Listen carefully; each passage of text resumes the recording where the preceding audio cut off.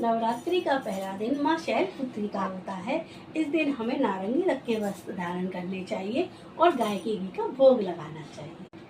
माता का दूसरा स्वरूप ब्रह्मचारिणी का होता है, इसीलिए हमें उस दिन सफेद रंग के वस्त्र धारण करने चाहिए और मिश्री का भोग लगाना चाहिए। माता का तीसरा स्वरूप माँ चंद्रघंटा का होता है। इस दिन हमें लाल रंग के वस्त्र धारण करने चाहिए व खीर का भोग लगाना चाहिए।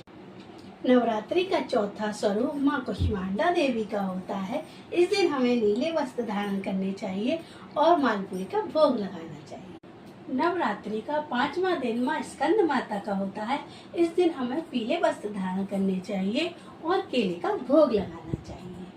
नवरात्रि का छठा दिन माँ कात्यायनी का होता है। इस दिन हमें हरे रंग के वस्त्र धारण करने चाहिए और शहद का भोग लगाना चाहिए।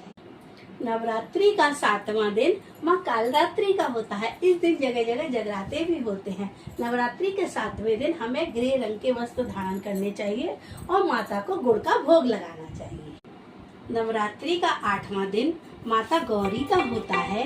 इस दिन हमें बैगनी या जामुनी रंग के वस्त्र पहनने चाहिए और माता को नारियल का भोग लगाना चाहिए। और नवरात्रि का नवां दिन माँ सिद्धिदात्री माता का होता है, जो हमारी सभी मनोकामनाओं को पूर्ण करती हैं।